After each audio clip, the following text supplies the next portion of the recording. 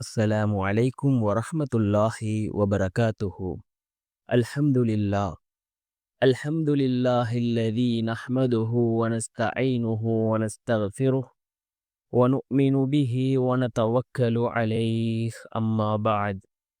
அன்பிற்குரிய அல்லாஹ்வின் நல்லடியார்களே, அன்பு சகோதரர்களே, நாம் தொடர்ச்சியாக பார்த்து வரக்கூடிய துஆக்களினுடைய திக்ருகளினுடைய தொகுப்பில் இன்று நாம் பார்க்க இருக்கின்ற விடயம் என்னவென்றால், நாம் ஃபஜ்ருடைய தொழுகையை தொழுதுவிட்டு இந்த 5 திக்ருகளையும் ஓதுவோம்.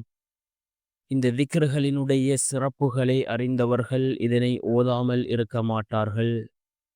நம்முடைய வாழ்க்கையில் பல மாற்றங்களை ஏற்படுத்தி தரக்கூடிய திக்ருகள், அல்லாஹ்வினுடைய உதவிகளை கொண்டு வந்து சேர்க்கக்கூடிய திக்ருகள். இந்த திக்ருகளை நாம் ஓதினால் நம்முடைய எல்லா காரியங்களையும் அல்லாஹ் நிச்சயமாக சீராக்கி தருவான்.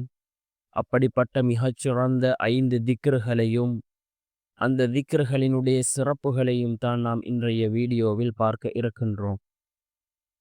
அன்பார்ந்த இஸ்லாமிய சகோதரர்களே, அல்லாஹ்வின் நல்லடியார்களே, நாம் ஃபஜ்ருடைய தொழுகையை தொழுதுவிட்டு இந்த திக்ருகளை ஓதுவோம்.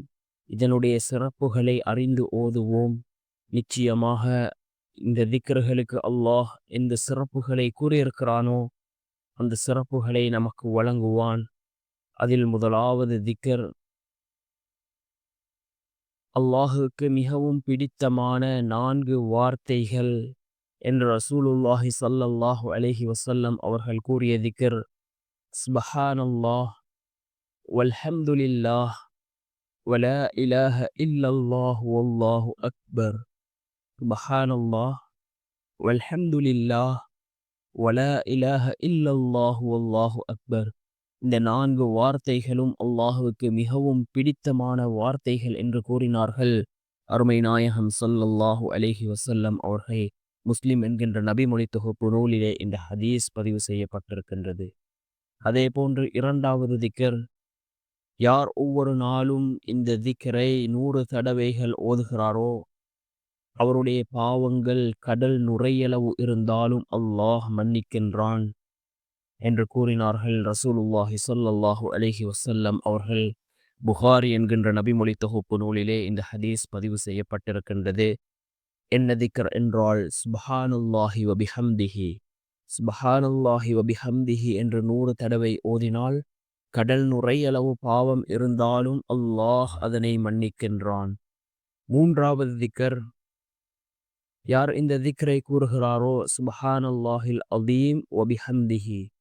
சுப்ஹானல்லாஹில் அதீம் வபிஹம்திஹி என்ற இந்த திக்ரை யார் கூறுகிறாரோ அவருக்காக சுவர்க்கத்தில் மரம் நடப்படுகின்றது என்று கூறினார்கள் அருமை நாயகம் ஸல்லல்லாஹு அலைஹி வஸல்லம் அவர்கள். திர்மிதி என்கின்ற நபிமொழி தொகுப்பு நூலிலே இந்த ஹதீஸ் பதிவு செய்யப்பட்டிருக்கின்றது.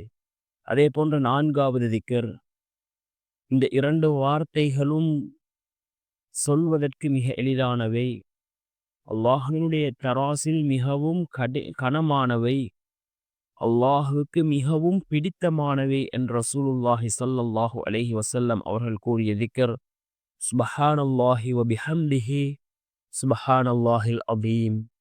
சுப்ஹானல்லாஹி வபிஹம்திஹி சுப்ஹானல்லாஹில் அதீம்.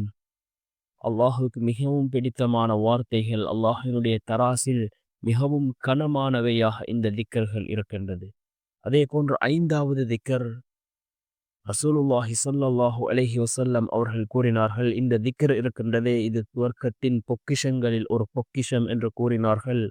என்ன திக்ர் என்றால், லா ஹவுல வலா குவத இல்லா பில்லாஹ். லா ஹவுல வலா குவத இல்லா பில்லாஹ்.